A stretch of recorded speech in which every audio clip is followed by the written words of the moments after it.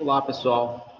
Pessoal, eu vou estar dando continuidade à apresentação do conteúdo de vocês, da disciplina Filosofia da Educação, e continuando o conteúdo, considerando o último vídeo, né, o último vídeo aula apresentado para vocês, aqui a gente vai fazer uma abordagem do que a filosofia reconhece enquanto razão. Que a razão, o entendimento que a filosofia faz em relação à razão, é de maneira, será que inata ou adquirida? É o que a gente vai indagar inicialmente nesse vídeo, né, pessoal? Vai fazer essa indagação aí. Existe uma corrente que ela diz o seguinte, que nós nascemos trazendo em nossa inteligência não só os princípios racionais, mas também algumas ideias verdadeiras, que por isso são ideias inatas. Então, quando a gente nasce, a gente já traz a inteligência. E essa inteligência, por si só, é que vai conduzir o que a gente entende enquanto ideais que devem ser seguidos, né? Ideais e entendimento do que é racional para cada um, né? E já no caso, uma outra abordagem, essa é uma primeira abordagem, uma chamada inatismo, inatista. Tem uma outra abordagem empirista, que vem do empirismo, né? Ela diz o seguinte, que a razão, ela tem com seus princípios, seus procedimentos, suas ideias, é adquirida por nós através da experiência, não através da experiência humana, através do convívio, através da convivência, através da maneira que se relaciona o ser humano, é que se gera razão, né? Essa é uma outra abordagem. O inatismo, ou racionalismo, inatismo chamado, ou racionalismo, segundo o filósofo grego Platão, século IV a.C., e o filósofo francês Descartes, século XV, XVII, né? O inatismo platônico tem a seguinte tese, que o inatismo da razão ou das ideias verdadeiras, as ideias verdadeiras, né? Elas advêm, elas já nascem com a pessoa. Então, Platão, ele faz ele sustenta essa tese, que a verdade já vem, a própria natureza a produz. Diálogos de Menon. Sócrates dialoga com um jovem escravo, analfabeto, fazendo-lhe perguntas certas na hora certa. O filósofo consegue que o jovem escravo demonstre sozinho um difícil teorema de geometria, o teorema de Pitágoras. As verdades matemáticas vão surgindo no espírito do escravo à medida que Sócrates vai lhe fazendo perguntas e vai raciocinando com ele. Então, Sócrates ele faz um diálogo, né, dialoga com um jovem escravo analfabeto e faz algumas perguntas. E assim, o filósofo, juntamente com esse, consegue que o jovem demonstre sozinho um difícil teorema de geometria, ele tentando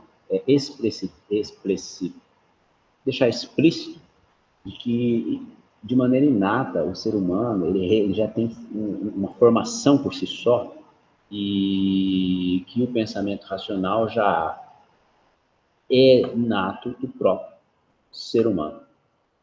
Já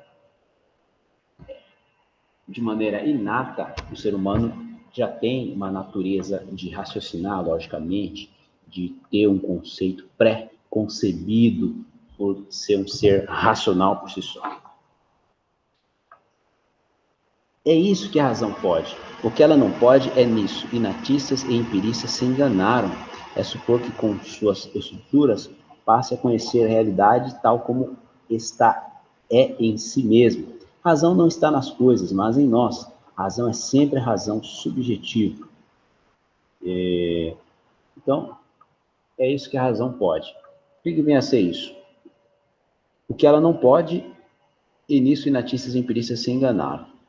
É supor que com suas estruturas passe a conhecer a realidade tal como está e é em si mesmo. Razão é sempre razão subjetiva. Então, cada um tem suas razões, tem suas formas de interagir com o próximo, só que dentro dessas estruturas que a gente reconhece enquanto realidade, será que a natureza humana já vem com ideias pré-concebidas e já vem formatado quando o ser humano nasce, a maneira de entender racionalmente as coisas da vida, ou numa visão mais empirista, o ser humano se constrói dentro de uma estrutura, dentro de uma realidade, constrói conceitos racionais de uma maneira subjetiva. É um questionamento que se faz considerando o que a gente entende enquanto teoria inatista e empirista, considerando o conteúdo que a gente está vendo, né? Que é um conteúdo de ordem filosófica. E aí, como que a gente vai pensar essas estruturas que a gente forma de conceitos dentro da nossa mente? A razão é sempre razão subjetiva? É uma coisa a se pensar. Vamos entender melhor isso? O inatismo ou racionalismo, considerando o filósofo grego Platão e o filósofo francês Descartes, ele levanta um seguinte questionamento: como isso seria possível, indaga Platão, se o escravo não houvesse nascido com a razão e com os princípios da racionalidade? Como dizer que conseguiu demonstrar o teorema por um aprendizado vindo da experiência, se ele jamais ouvira falar de geometria? Então, ele faz essa indagação.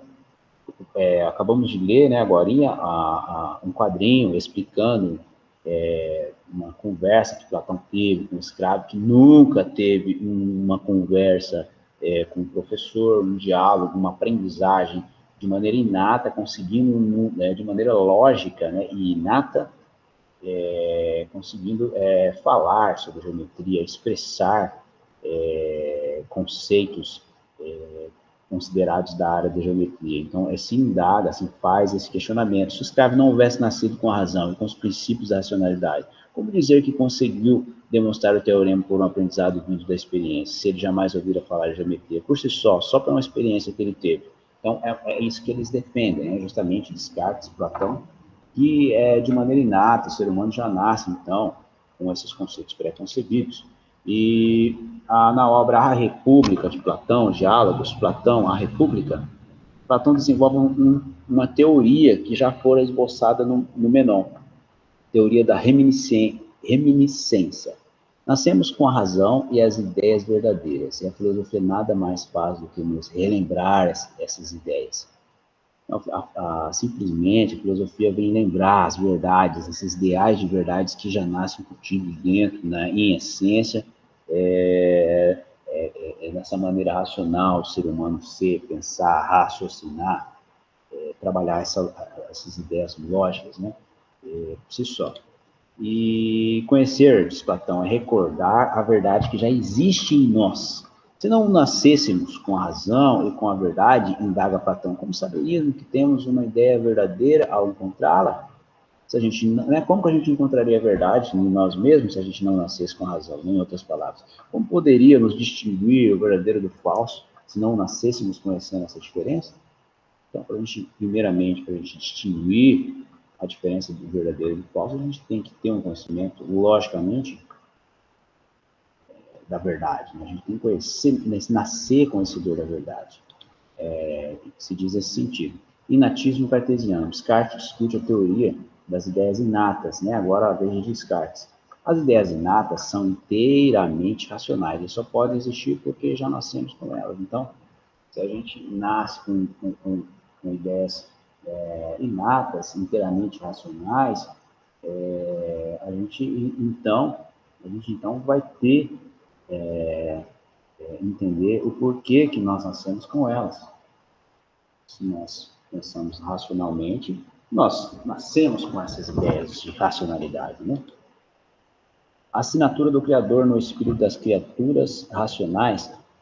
A assinatura do Criador no espírito das criaturas racionais. Nós, logicamente, somos criaturas racionais, né? E temos a assinatura de um Criador. E esse Criador, ele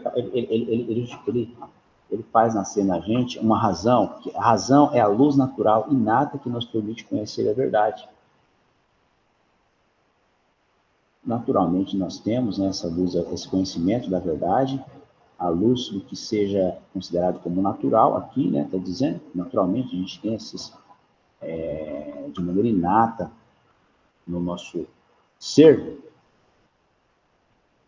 e esse ser nosso, ele sofre o efeito da luz da verdade, então a gente já nasce com a verdade. Não teremos um critério seguro para avaliar nossos conhecimentos.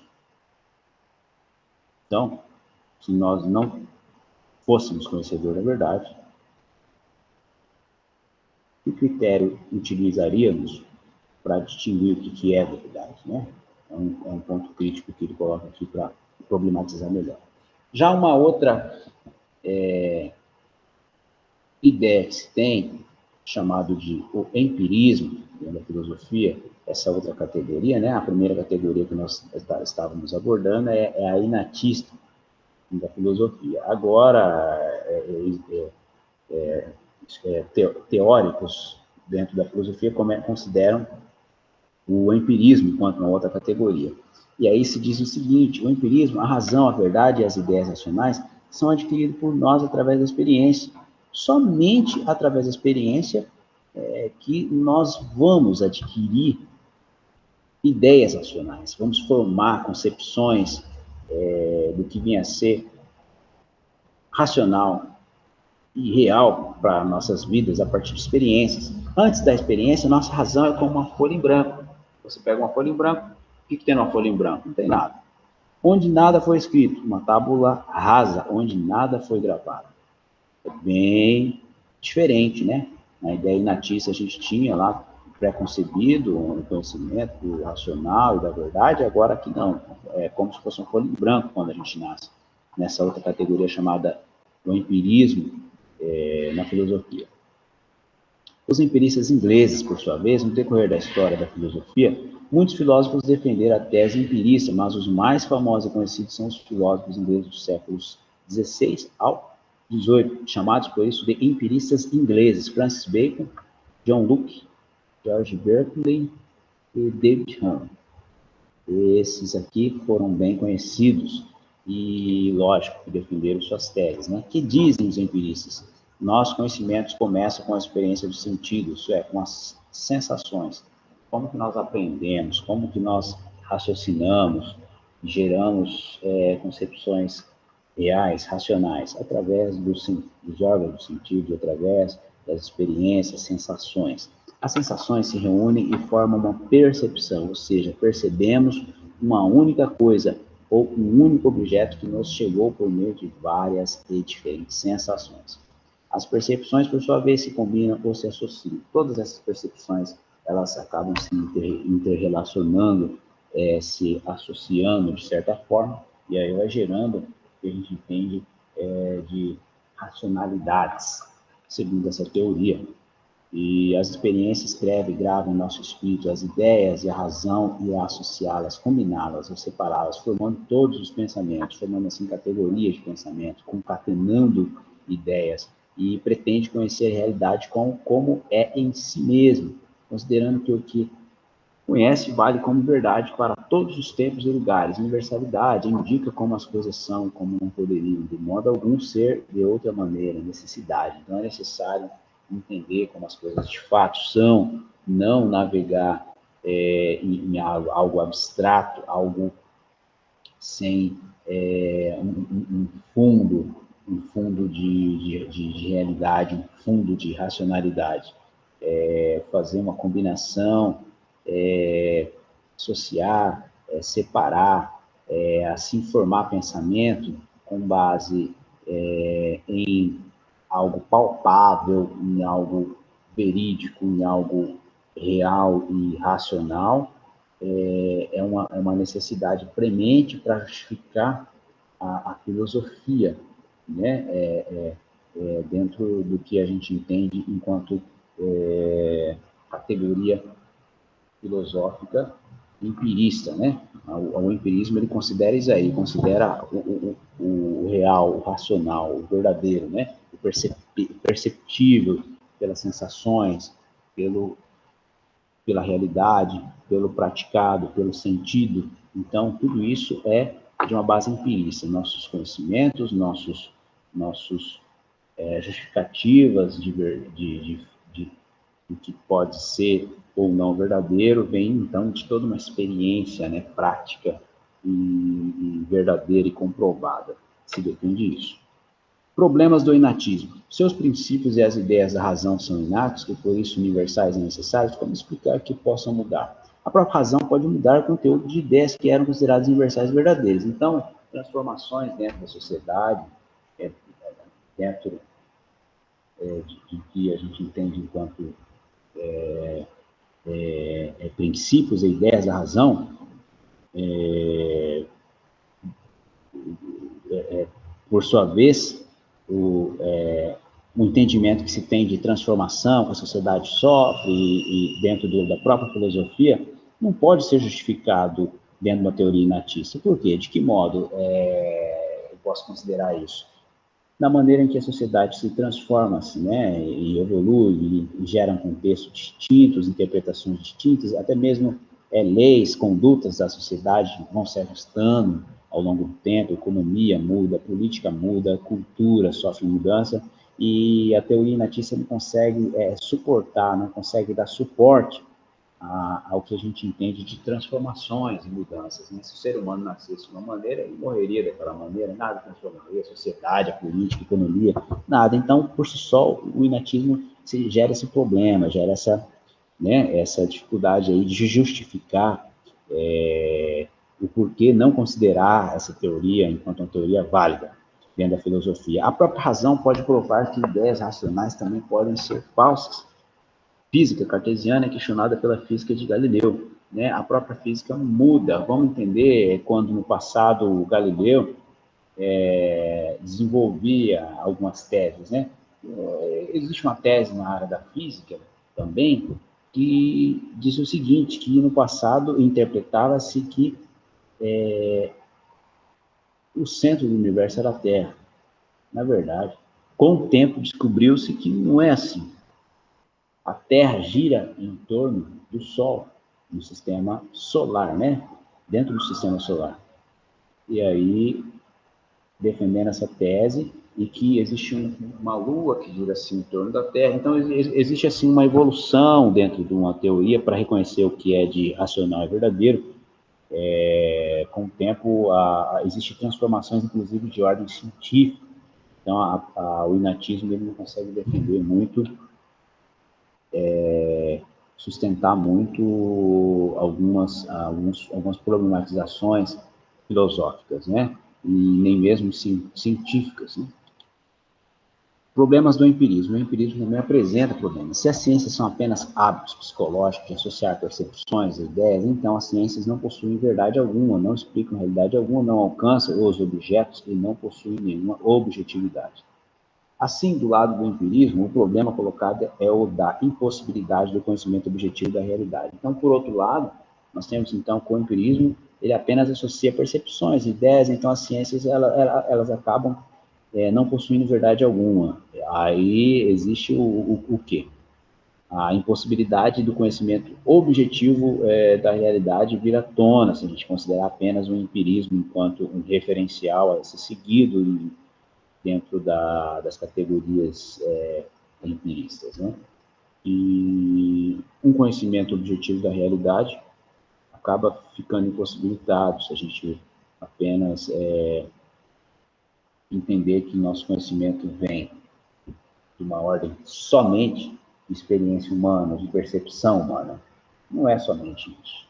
Ele problema e questiona isso aí. Não é somente isso, né? Aí surge um novo olhar, né? Uma categoria chamada ceticismo. Problemas dessa natureza, frequentes na história da filosofia, suscitam, periodicamente, o aparecimento de uma corrente filosófica conhecida como ceticismo, uma nova corrente para a qual a razão humana é incapaz de conhecer a realidade e, por isso, deve renunciar à verdade. Por que renunciar à verdade? Porque a razão humana é incapaz de conhecer a realidade. Então, se é incapaz, porque com o tempo a ciência evolui, tudo se evolui, então nós temos que acabar fazendo um entendimento de que a razão humana é incapaz de conhecer a realidade. Então surge essa corrente, essa nova categoria, dizendo assim: o cético sempre manifesta explicitamente dúvidas toda vez que a razão tem a pretensão ao conhecimento verdadeiro do real. Toda vez que se tem, então, a pretensão de conhecer o verdadeiro, o real, devem-se existir dúvidas sobre essa razão que sustenta determinado sentido de um conhecimento verdadeiro e real. Sempre tem que se problematizar, então, em outras palavras, o que vem a ser considerado verdadeiro em determinado contexto. Né?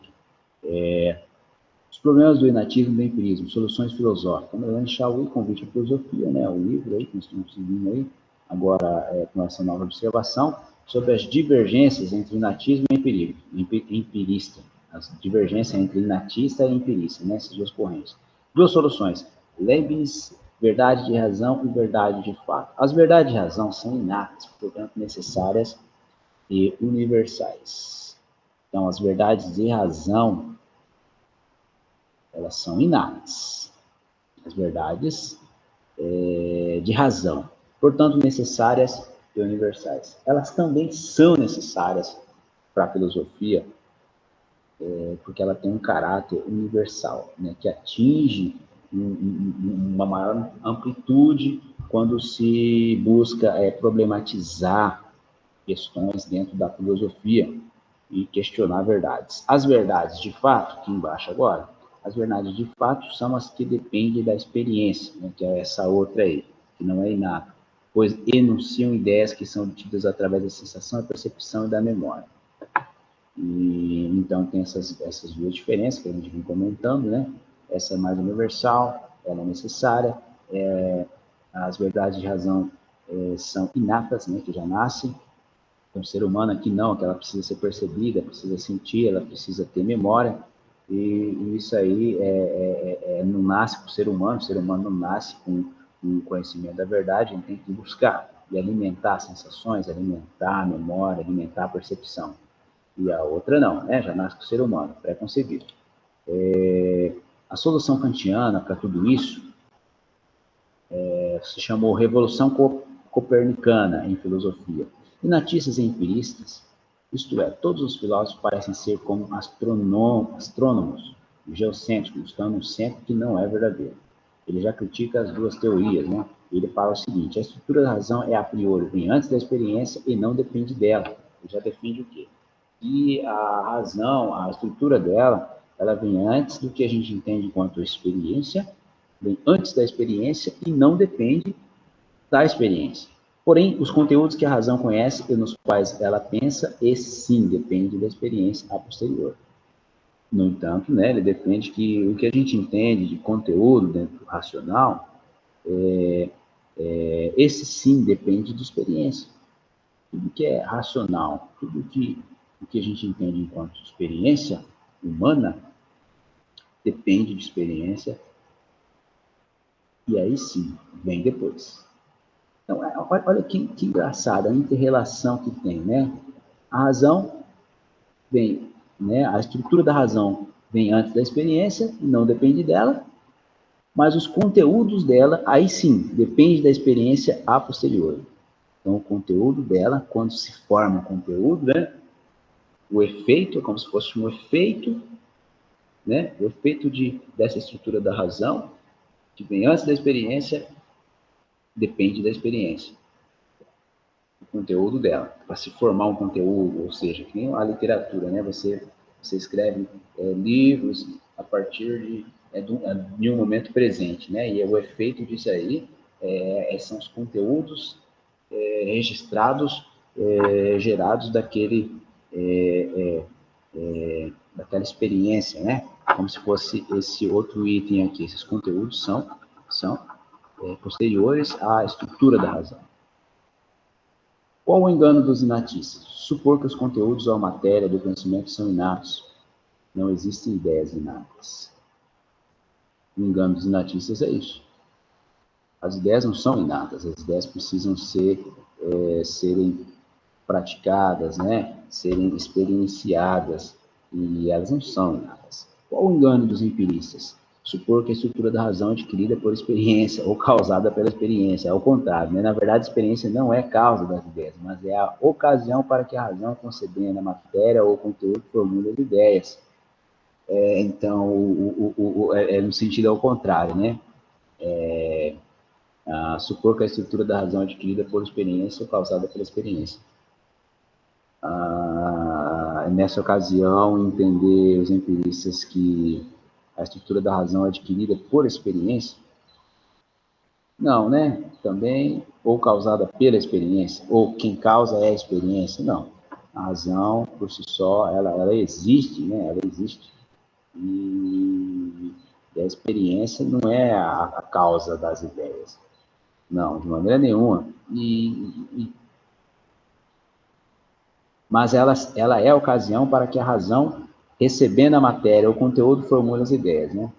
Então, que se formulem ideias a partir das experiências. As empiristas é importante destacar que ela serve para se gerar a partir das estruturas aqui, né, que existem, né, estruturas da razão.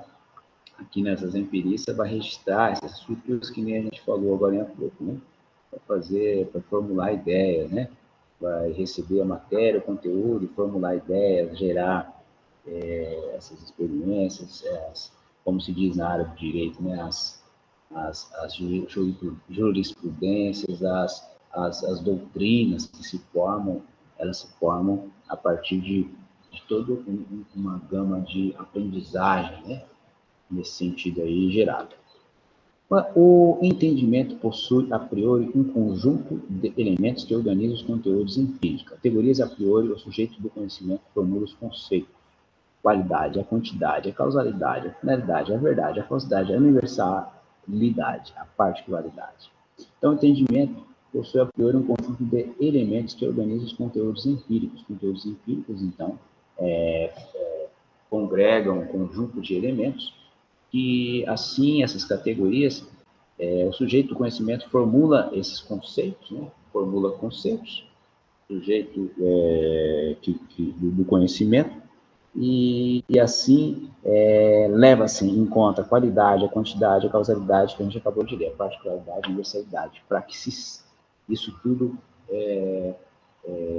venha gerar conteúdos empíricos, para se gerar conteúdos empíricos. A resposta de Hegel: ele criticou o inatismo, o empirismo e o kantismo. A razão é a história. Ele já fala o seguinte: não, o inatismo ele não é importante, não é bacana seguir por si só o inatismo, que a gente comentou alguns motivos, né? Elencamos aqui de maneira crítica. O empirismo também não, e o kantismo também não. A razão é a história. A história se funda de que maneira? A mudança, a transformação da razão e de seus conteúdos é obra racional da própria razão. Então, a própria razão gera razão. A razão, a transformação da razão e de seus conteúdos é obra racional da própria razão. A razão, diz Hegel, é a unidade necessária do objetivo e do subjetivo. Então, de maneira única e necessária do objetivo e do subjetivo, a razão ela é histórica. E ela, ao mesmo tempo, ela congrega o que? Aspectos objetivos e subjetivos. Por si só, historicamente, o ser humano vai consolidando dentro de um arcabouço filosófico entendimentos, e esses entendimentos, de maneira natural, reconstroem conceitos, e esses conceitos eles são reconstruídos a partir de dados, ao mesmo tempo objetivos e subjetivos. E o subjetivismo vem da própria essência do ser humano, de ser esse ser pensante, esse ser histórico, esse ser que tem a capacidade de transformar, de aprender com a própria história da razão, e essa razão gerando razão, e essa razão gerando conteúdos novos, esses conteúdos novos sendo uma obra racional da própria razão, e isso tudo se reformulando, formulando e reformulando conceitos, categorias e estruturas da razão, e isso consolidando o que a gente entende enquanto razão ser algo histórico. O que é, afinal, razão para Hegel? A razão é o conjunto das leis do pensamento, é a razão subjetiva. O ser humano tem essa natureza subjetiva de pensar. A ordem, a organização, o encadeamento, as relações das próprias coisas, isto é, a realidade objetiva e racional, é razão objetiva. A unidade da razão subjetiva e da razão objetiva, né? Que eu acabei de falar agora no outro tópico ali. Porque a razão é histórica, resultado do percurso histórico ou temporal que ela própria realiza. Esses conflitos filosóficos são a história da razão buscando conhecer-se a si mesma e que, graças a tais conflitos, graças às contradições entre as filosofias, a filosofia pode chegar à descoberta da razão com síntese, unidade e harmonia das teses opostas ou contraditórias. Tese, antítese, tese. Então, se existe uma tese, uma antítese, né, o que é uma antítese? Uma outra ideia contra essa tese se gera o que a gente entende enquanto síntese, sintetizou algo, né? Tese, antitese, algo contrário a essa tese se gera uma síntese. Então, é nesse sentido que o resultado do percurso histórico temporal realiza, né, história, busca gerar interpretações e descobertas racionais, e essas sínteses, assim, congregando unidade e harmonizando essas teses, e, ao mesmo tempo, opostas ou contraditórias, porém gerando síntese. Né? Razão e sociedade, Escola de Frankfurt ou teoria crítica. Então surge uma nova teoria, chamada teoria crítica, Theodor Adorno, Herbert Marcuse, Max Horkheimer, formação marxista. Para esses filósofos são de ordem marxista, né? Para esses filósofos, Hegel está correto quando afirma que as mudanças históricas ocorrem pelos conflitos e contradições. Quando existe conflito social, problema de ordem material ou de ordem ideológica dentro de um tecido social, esses conflitos, eles logicamente, eles surgem se dão entre diferentes formas da razão, né, se pensa de maneira distinta. A razão para mim é isso, né? A razão para uma outra ideologia, dentro de uma mesma época, um contexto é outro. Isso aí se gera o quê? Conflitos. Esses conflitos e contradições sociais e políticas modificam a própria razão. Então, de certa maneira, dessa maneira que existem as transformações sociais, as transformações, inclusive, de leis para reger a conduta humana, é dessa maneira que se é feito, né?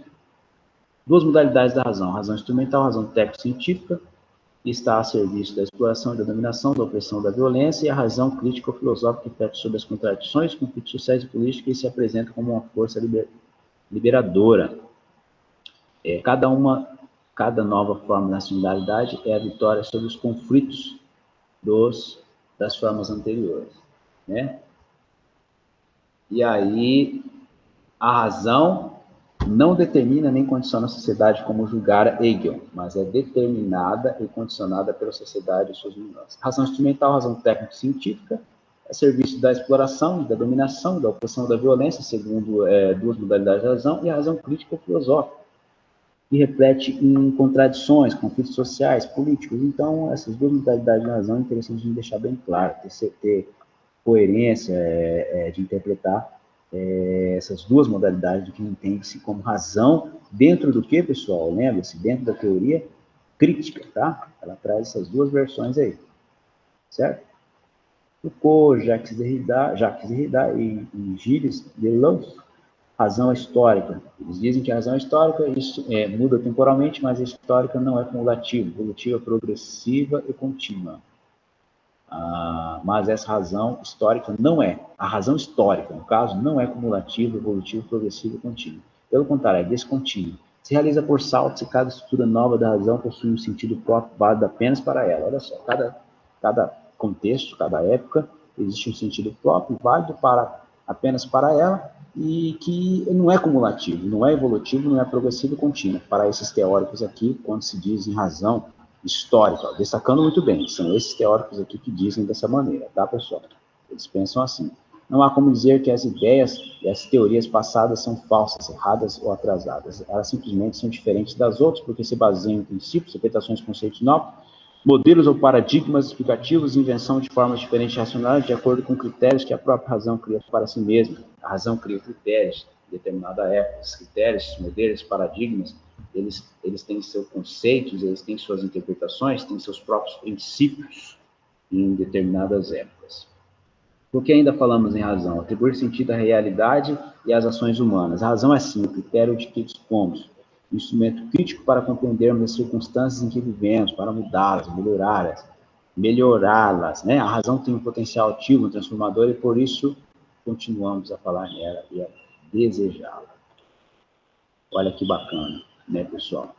Olha que bacana. A razão é sim o critério que dispomos, né?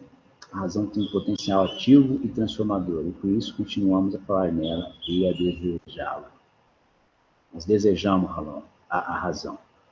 Ela tem um potencial ativo de que ela pode ser um agente transformador e ela gera mudanças.